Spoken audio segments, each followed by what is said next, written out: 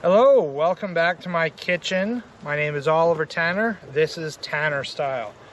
Today is going to be the first in a series of videos all about knives and knife skills. We're gonna actually get familiar with chef's knives. We're gonna do some really quick knife tests and well, we're gonna see how they all stack up. All right, let's get to it.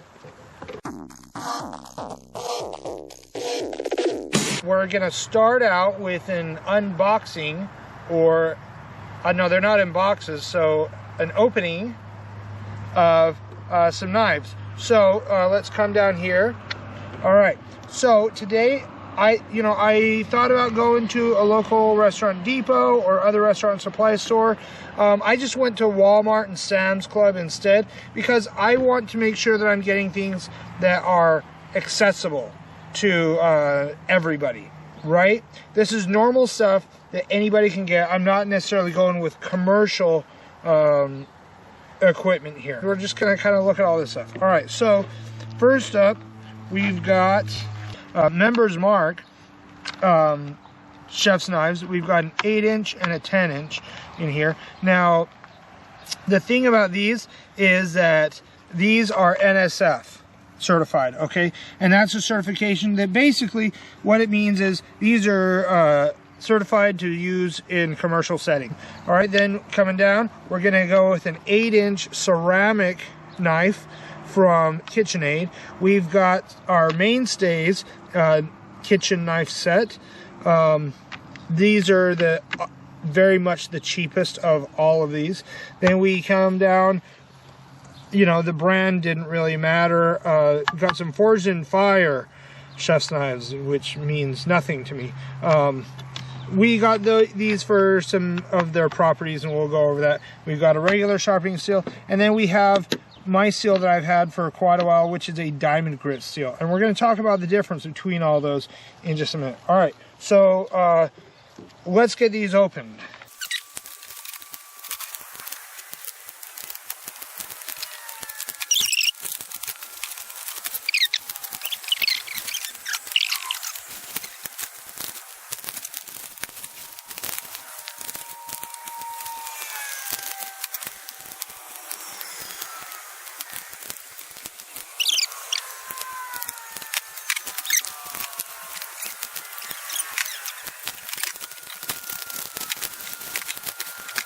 Okay, so we have our knives opened up. I was very kind of particular about how I opened up some of these. You know, I'm keeping some of these, the packaging for some of these, like my Forged in Fire knives, my Mainstays knives, and my Members Mark knives, because I don't have blade guards for these, and so when I transport them, I don't want anybody getting cut. So that's kind of why I opened them. You might have been watching it going, what in the world is he doing? So there is a reason for why I do the crazy things that I do. I always have some reason, even if nobody else gets it. I know what I'm doing, and that's enough. Okay, so now let's have a look at what we have here. Okay, so ladies and gentlemen, this is a knife. We have a handle, we have a blade. Sharp end, ouchie, not ouchie, okay? Dull end. Basic stuff, all right? So this is a knife. All of these are knives. They have basically the same kinds of properties, okay? We have a handle that's roughly the same size and shape in each case. Okay, we have a blade that is wide at the bottom, right, and then comes to a point at the tip. The ceramic knife does not have a sharp piercing point like the others. It's rounded. There's some reasons for that. We'll talk about that in a minute. Okay, they all have some general features that are very similar, and they each have some very unique, very distinct properties that make each of them very different knives. Okay, now this right here is clearly the cheapest knife of the whole lot. Very flexible. It's not really that high of quality. You can see not really a blade that you're ever going to have to sharpen. Very fine serrations in kind of a wavy serrated kind of a pattern. All the rest of these have straight edge. Let's talk about construction first of all. Now, one of the reasons why I got this was that you will find a lot of kitchen knives that have a construction very similar to this, and it's a good construction, okay? And what we're talking about is we're talking about a single piece of metal that you can see stretches the full length of the handle, and you can see there's rivets in there. Okay, this is what's called a full tang construction knife. Okay, you can see that full tang that goes all the way through there. It gives this thing a lot of strength. Okay, it gives it some power when you gotta chop through something that's kind of rough, kind of hard, whatever. And you can sit and you can work with this knife all day long. Next up, we have the cheap Walmart special. Okay, this knife is not full tang construction. You cannot see anything in there, and actually what you can see is you can see just a little bit of a ridge, goes down to about there. That's probably about as far as the tang goes. The tang is the extension of the metal from the blade, and that tang will tell you how strong this is. It contributes to how much the knife costs, because guess what? Less metal, less money. Right? And so you can sell a buttload of these for hardly any money and still make money, right? Because it's cheap construction, cheap metal, easy to just stamp out. And this is the kind of knife, if you want to have a knife that you just don't care about spending any money on at all, you just need something super cheap, then I guess you can get that. Okay? We're going to come down here. Now this is very special because it is not a steel knife. This is a ceramic knife, and being a ceramic knife, it has some very, very, very different properties. Now, we talked a minute ago about that rounded tip. Well, we don't have a sharp tip on this because the thing about ceramic is that it's very brittle, and it's not nearly as strong as steel.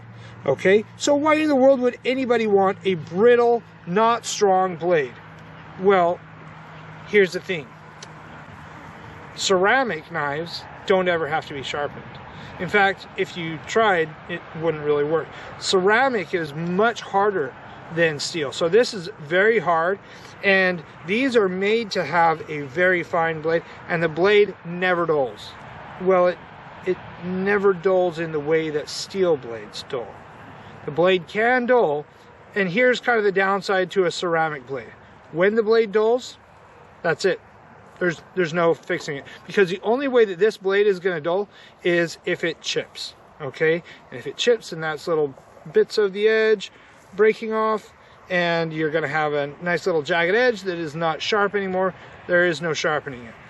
These are not flexible blades. These are definitely rigid blades. Usually ceramic blade knives are limited to shorter knives like paring knives and things like that. I haven't seen too many full-size 8-inch chef knives with ceramic blades. So I wanted to try it out. We got it. All right. And then we come down. We've got our commercial special. These knives, you know, you can see that you can't see the tang in there. However, these commercial knives pretty much always do actually have a full tang. It's just hidden inside of the handle. So these commercial knives, these are meant for lots of use. These are meant to be used and abused for years, cutting all day long. You know, most of these knives sitting in your own kitchen, you know, say you get your wonderful, beautiful forged in fire knife. Oh, it's got that little, I'm sure somebody hammered that. I'm betting that they hammered that personally with their hand, right? No, of course they didn't. It's all just a stamped design. These things are all cast and then sharpened in a factory. And that's why they're so cheap. Because none of these were actually very expensive. Actually, I think the most expensive knife that I bought today was this one. I think it was around $24, something like that. Don't quote me on that. None of them were very expensive at all. Okay, so now moving on from the knives, we're going to come down to our sharpening systems because we want to keep our knives sharp. All right, so we have a traditional steel, okay, and if you look at it, you can see it is made of steel, and you can see a bunch of little grooves on there, right? You can see some lines. So I don't know if the camera's in focus. My lovely assistant is trying to check that out, and I hope that comes out. Sideways.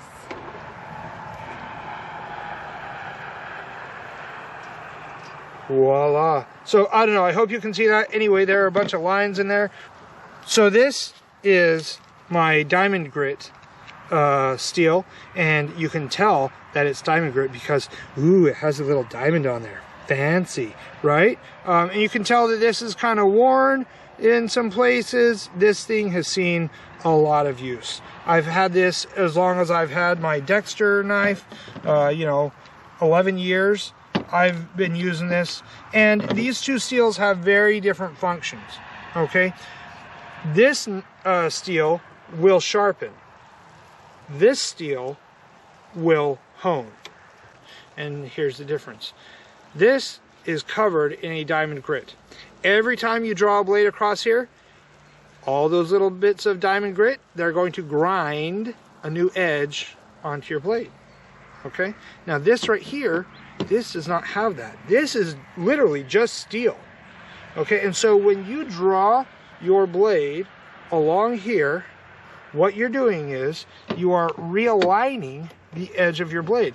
When you cut with a knife, right, you push down into your cutting board, you cut with it, whatever, right? When you cut, that edge at a very, very microscopic level is going to fold over. It's going to be pushed to one side or the other. And that's what's going to make your knife dull for the most part. Under normal use, that's what's going to dull your knife. And so when you draw it across here, right, what you're doing is you're taking that folded over edge, you're standing it back up. You're taking all those little parts that have kind of folded to one side or another, and you're realigning them so that your edge is nice and sharp. Now, every knife eventually will get to the point where there will be little tiny chips, little spots that have just rubbed down too much. That honing isn't going to work anymore, and you need to put a little bit of a new edge, and that's when you're going to want a diamond grit or some other kind of an abrasive to actually put a new edge on your blade. So that's sharpening. Now, I haven't had a traditional steel for all the time. I've just been using this. So why in the world have I been doing that? Because every time that I've used that on this blade, I have actually ground away material from my edge, right? So every time that I sharpen with my diamond grit steel, I'm grinding my blades down, and I know that, and I'm okay with that. And the reason why is because this blade, just like this blade, super cheap. Okay, if this blade wears out, I can replace it, no problem. Okay, this is not an expensive knife. This isn't going to be something that's going to take a lot to replace, so I don't really care so much if this blade gets worn down and gets used up. I can replace it anytime, and it's no big loss. Okay, if you want to go and buy yourself some knives that are super pretty and shiny and, you know, really expensive, you can go ahead and you can do that. If you want to go, well, you know, actually, you know, the steel that the knife is made of, it's very important. Well, you know, of course the steel that a knife is made of is important. There are lots of different steels, and there are lots of great steels to use for knives, and I really don't care. If you want to go pay for that, then okay, you can go pay for that. The real truth about your kitchen knives is that for the most part, they will work, but they will work based on how well you take care of them. This knife will work just as good as this knife. just as good as this knife. And all of these knives will work 1,000 times better than this knife, because this knife is garbage.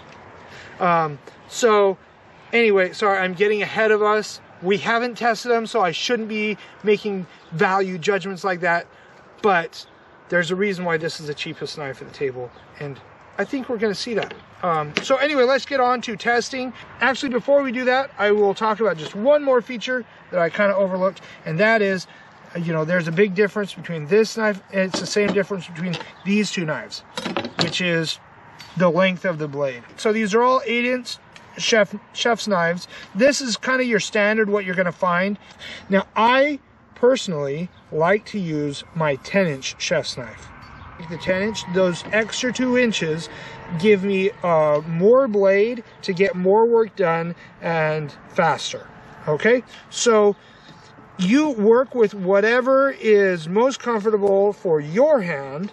If you can handle working with a 10-inch blade, some people, especially people who maybe are smaller, have smaller hands, whatever, they might not be comfortable with this. It might just be too much knife for them to handle, and so, you know, one of these smaller blades would really work better. You can even get like a 6-inch chef's knife.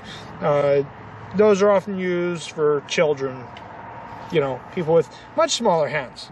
There's one more thing we got to talk about, and that is, I mentioned French and German style chef's knives. All right, so this is more of a French style. I'm sorry, my mistake. German style. This one is much more of a French style blade. Now, French and German style chef's knives. The thing about a chef's knife is there's lots of different knives that you can use in your kitchen. All knives have their own specific uses and purposes and everything else. But, you know, a chef's knife, a good chef's knife, can do just about everything. You can do almost everything that you need to do with a good chef's knife if you know how to use it. And that's what we're going to be looking at as we look at our videos. All right, now let's go back. We're actually going to do our cutting test now so we can look at the quality of some of these knives.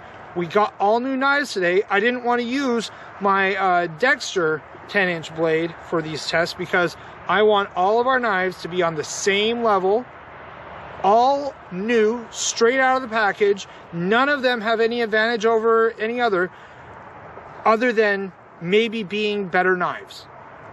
Okay, so we're going to look at them all from the same standpoint. All right, let's get going.